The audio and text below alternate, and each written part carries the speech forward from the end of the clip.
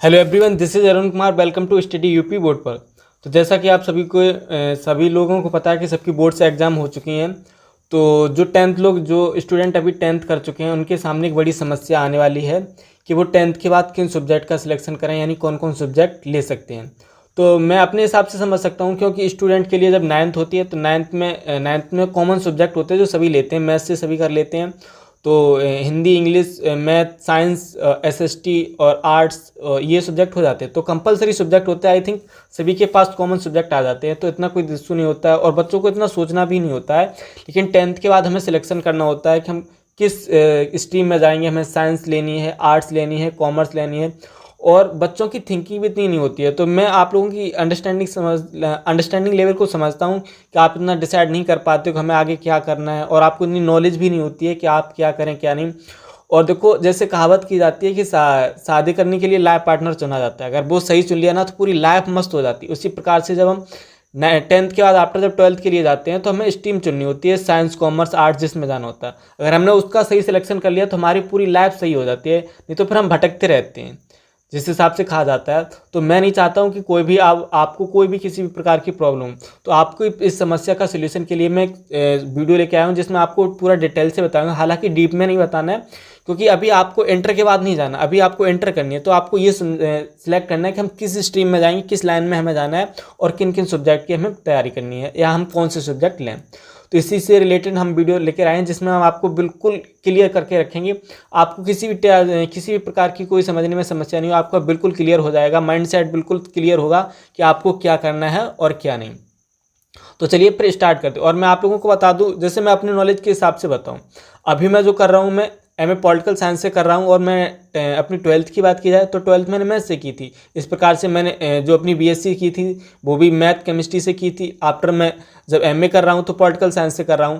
तो यहाँ थोड़ा डिस्टर्बेंस क्या हो जाता है कि मुझे नहीं पता था कि मुझे आगे किस लाइन में जाना है, और मुझे जैसे इन सब्जेक्ट्स को करना है तो मैं किन सब्जेक्ट का सिलेक्शन करूं। और मेरे साथ क्या था कि जब मेरी मैथ अच्छी थी तो मैंने हाई स्कूल मैथ से की, इंटर भी मैथ से ही कर ली। काफ़ी लोग बायो ले रहे थे, लेकिन मैंने सोचा कौन सा बायो लेनी है, लड़के हैं मैथ लेंगे। तो इस प्रकार से काफ़ी लोगों के साथ हो जाती है। तो इसके लिए ज़रूरी नहीं है कि आपके पेरेंट्स बोल रहे हैं या आपका कोई भाई बोल रहा है, तो इन चीज़ों पर कोई भी गौर करने की ज़रूरत नहीं है। आप बस इतना फोकस कीजिए कि हमें किस लाइन में जाना है, हमें डॉक्टरी लाइन में जाना है, हमें व्यापार बिजनेस करना है, या हमें इंजीनियरिंग वगैरह करनी है। तो उन हिसाब से आप अपने सब्जेक्ट का सिलेक्शन कीजिए और स्ट्रीम को सिलेक्ट कीजिए, जिससे आपका बेहतर भविष्य हो चुके। क्योंकि एक बार अगर आप कर लो तो फिर वही बात होती है, तब पछताने से क्या होता है, जब चिड़िया चुन जाती हैं खेत। तो अभी आपके पास टाइम, आप अच्छे से सोच विचार सकते हो। तो हो सकता है काफ़ी लोगों को नॉलेज नहीं होती, इसी वजह से मैं ये वीडियो लेके आया हूँ जिसमें आपको फुल नॉलेज मिल जाएगी। तो चलिए फिर मैं आप लोगों को ये बताने की कोशिश कर रहा हूँ।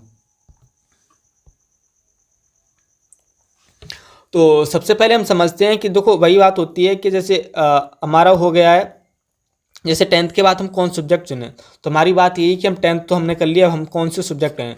तो आफ्टर टेंथ की बात की जाए तो हमारे पास 3 सब्जेक्ट आ जाते हैं। और सब्जेक्टों की बात की जाए तो हमारे पास यहाँ 3 स्ट्रीम हमें लेने के लिए हमें 3 स्ट्रीम मिलती है। एक हमारे पास साइंस स्ट्रीम होती है, दूसरी हमारे पास कॉमर्स स्ट्रीम होती है, और थर्ड हमारे आर्ट्स स्ट्रीम होती है। मैक्सिमम ये 3 ही लोगों में, इन्हीं में डिवाइडेशन हो जाता है। तो आपको बात की जाए साइंस में किन चीज़ों, जैसे विज्ञान के विषय हो गए हैं, या कॉमर्स में बायोलॉजी के विषय आ जाते हैं, और आर्ट्स में कला के आ जाते हैं।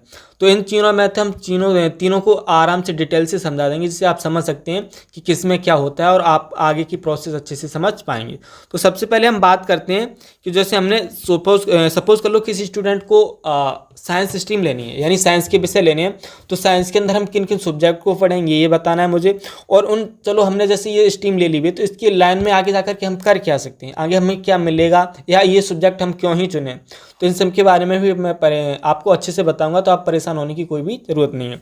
तो सबसे बात की जाए कि अगर हम साइंस स्ट्रीम लेते हैं तो साइंस स्ट्रीम में हमारे पास सब्जेक्ट कौन कौन से रहेंगे। तो बात की जाए, गणित यानी मैथ रहेगा हमारे पास, बायोलॉजी यानी जीव विज्ञान रहेगी, उसके बाद हम फिजिक्स ले सकते हैं, भौतिक विज्ञान हो जाएगी, और केमिस्ट्री ले सकते हैं तो रसायन शास्त्र हो सकता है, यानी रसायन विज्ञान, और कंप्यूटर साइंस हो जाती है। देखो, टेंथ के बाद हम अगर बात की जाए, जैसे हमारी बायोलॉजी हो गई, फिजिक्स, केमिस्ट्री हो गई, तो हम ये तीनों सब्जेक्ट साइंस के रूप में पढ़ के आते हैं। जब हमारा सब्जेक्ट साइंस रहता है तो साइंस में हम ये तीनों सब्जेक्ट पढ़ते हैं, ऑलरेडी मैथ पढ़ते हैं। तो ये स्ट्रीम आपके लिए किसी भी प्रकार की प्रॉब्लम नहीं हो सकती, ये सब्जेक्ट आपने अच्छे से पढ़े हैं। और देखो किसी दबाव में आकर के ना सब्जेक्ट का सिलेक्शन नहीं करना है कि नहीं मुझे ये लेना है। अगर आपको लगता है कि मुझे मैथ अच्छी आती है, बायोलॉजी अच्छे से समझ में आती है, फिजिक्स केमिस्ट्री अच्छे से समझ में आती है, तो आप इन सब्जेक्ट को ले सकते हैं। हालांकि मैं आपको यहाँ बताऊँ तो ऑप्शन में हमें 2 चीज़ें मिलती है, तो हम मैथ ले सकते हैं, बायोलॉजी सकते हैं, लेकिन फिजिक्स केमिस्ट्री ये हमारे कंपलसरी सब्जेक्ट होते हैं। हिंदी इंग्लिश और फिजिक्स केमिस्ट्री ये हमारे कंपलसरी सब्जेक्ट हैं, इन्हें हमें लेना ही होता है। यहाँ हम 2 का सिलेक्शन कर सकते हैं, या तो हम मैथ ले लें या फिर बायो ले सकते हैं, जिसे पीसीएम और पीसीबी बोला जाता है। तो आइए आपको कंफर्म होगा कि अगर हम साइंस स्ट्रीम में जाते हैं तो हमारे पास कौन कौन से सब्जेक्ट आएंगे। आगे हम बात करते हैं कि अगर हम इन सब्जेक्ट का सिलेक्शन कर लेते हैं तो इन सब्जेक्ट के सिलेक्शन के बाद हमारे पास ऑप्शंस क्या आ जाएंगे, यानी हमारे पास ऑप्शंस क्या क्या मिल सकते हैं हमें।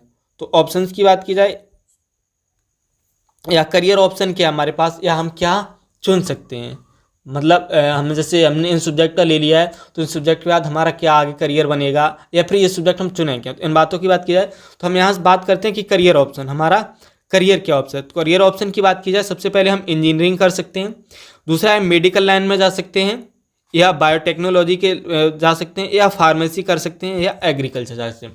हमारे पास अगर इन सब्जेक्ट से हम करते हैं तो हमारे पास करियर के ऑप्शन ये है कि हम इंजीनियरिंग कर सकते हैं, इंजीनियरिंग में जा सकते हैं, मेडिकल लाइन में जा सकते हैं, बायोटेक्नोलॉजी में जा सकते हैं, या फार्मेसी में जा सकते हैं, या फिर एग्रीकल्चर में जा सकते हैं।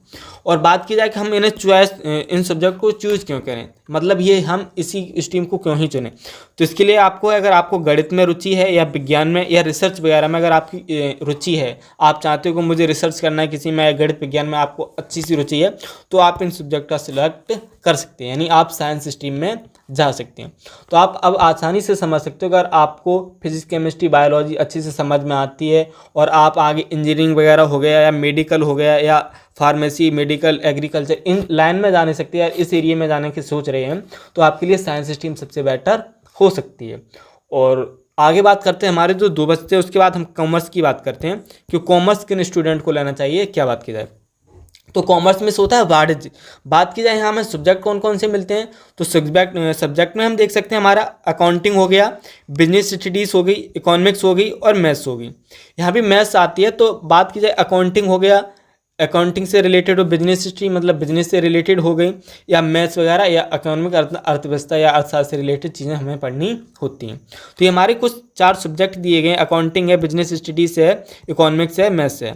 इसके बाद बात की जाए तो करियर ऑप्शन की बात की जाए कि अगर ये सब्जेक्ट हम लेते हैं तो हमारा किस करियर में जा सकते हैं, या हमारा करियर ऑप्शन क्या हो सकता है, आगे भविष्य में हमारा करियर किस चीज़ में बन सकता है। तो यहाँ हम बात की जाए करेक्टर अकाउंट्स हो गया, यानी जिसे हम सीए बोलते हैं, या फिर हो गया हमारा कंपनी सेक्रेटरी हो गया, या बैंकिंग हो गया, या फाइनेंस हो गया, या मार्केटिंग हो गया। या तो हम चार्टेड अकाउंटेंट में जा सकते हैं, या चार्टेड अकाउंटेंट मतलब जिसे शॉर्ट में बोलता है लोगों ने कि क्या कर रहे हो, सीए कर रहे हैं, मतलब चार्टेड अकाउंटेंट होता है। तो इस चार्टेड अकाउंटेंट में जा सकते हो, या फिर कंपनी के सेक्रेटरी वगैरह में आपका करियर बन सकता है। आप बैंकिंग में जा सकते हो, फाइनेंस में जा सकते हो, या फिर मार्केटिंग वगैरह कर सकते हो।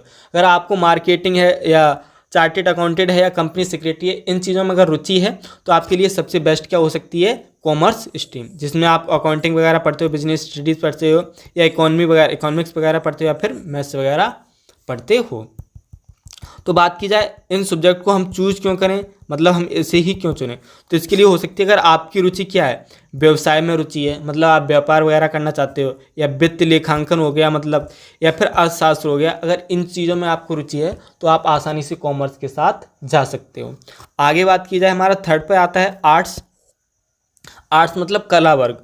इसमें सब्जेक्ट की बात की जाए तो हमारी हिस्ट्री हो जाती है, ज्योग्राफी हो जाती है, राजनीतिक विज्ञान, अर्थशास्त्र और साहित्य मतलब लिटरेचर हो जाता है। History, geography, political science, economics और लिटरेचर। तो देखो यहाँ क्या बात की जाती है कि जैसे आप 10th में एसएसटी पढ़ते हो, एसएसटी में हमारे पास सोशल साइंस में आते हैं 4 सब्जेक्ट आते हैं, तो इसी प्रकार से ये सब्जेक्ट हमारे आगे निकल के जाते हैं। अगर आपको इन सब्जेक्ट में रुचि है, यानी एसएसटी में सोशल साइंस में स्टडी रुचि रही है 10th में, तो आप इन सब्जेक्ट के साथ जा सकते हो।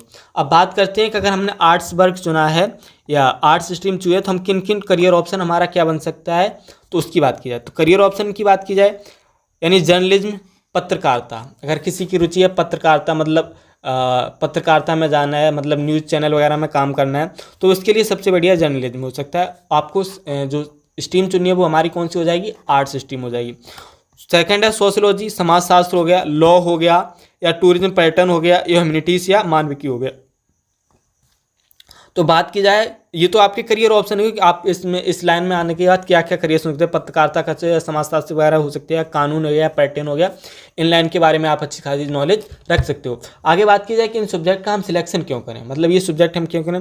तो आपके अगर मानविकी में मानविकी रचनात्मक क्षेत्र हो गया, सामाजिक विज्ञान हो गया, इन क्षेत्रों में अगर आपकी रुचि है, आप सोचते हो समाज से जुड़े मुद्दों को हमें समझना होता है या जानना हो, इनके बारे में नॉलेज अगर रुचि है, तो आप इसे आसानी से सिलेक्ट कर सकते हैं। जैसे काफ़ी लोगों को पत्रकारिता करनी होती है, तो इसके लिए आपको ले सकते हो, या समाजशास्त्र है, आपको सोचा आगे मुझे लॉ वगैरह करनी है, लॉ से रिलेटेड रखना है, तो ये आपके लिए बेस्ट हो सकता है। लास्ट में आता है ह्यूमैनिटीज एंड मानविकी, मतलब मानव से संबंधित चीज़ों को आपको नॉलेज करनी होती है, या इनसे संबंधित करने के लिए भी नॉलेज के लिए आपके लिए बेस्ट हो सकती है। तो आई होप मैंने यहाँ से स्टार्टिंग से बात किया, मैंने आपको 3 स्ट्रीम बताई है। 3 स्ट्रीम हमारी पहले साइंस थी, फिर कॉमर्स था और आर्ट्स था। तो यहाँ से आप समझ सकते हो कि अगर आपको किसी भी रिसर्च वगैरह, साइंस में रिसर्च वगैरह हो गई, या फिजिक्स केमिस्ट्री से रिलेटेड किसी भी चीज़ों में रुचि है, या आपको लगता है इंजीनियरिंग वगैरह करनी है, तो आप साइंस के साथ जा सकते हो, या डॉक्टरी लाइन में जाना है।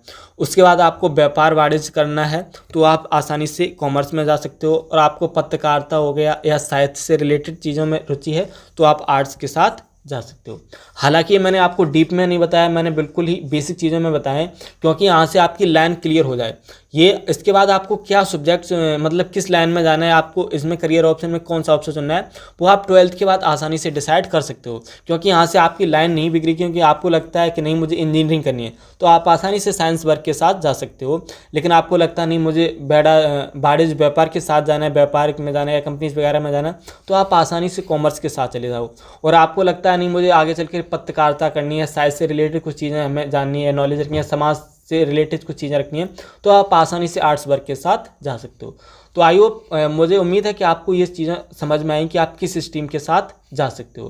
अगर आपको फिर भी कोई डाउट रहता है, कुछ चीज़ नहीं समझ में आती है, तो आप कमेंट कर सकते हो, और कमेंट में आप अपने क्वेश्चन पूछ सकते हो कि मुझे ये चीज़ समझ में नहीं है, या मुझे आगे कौन सब्जेक्ट से क्या दिक्कत हो रही है। अगर आपको कोई भी दिक्कत है तो आप कमेंट कर सकते हो। तो आई होप आपको सब कुछ क्लियर हुआ होगा। और साथ ही साथ अगर आपको वीडियो पसंद है तो लाइक, कमेंट, शेयर जरूर कीजिएगा, तथा साथ ही साथ चैनल को सब्सक्राइब भी कर लीजिएगा।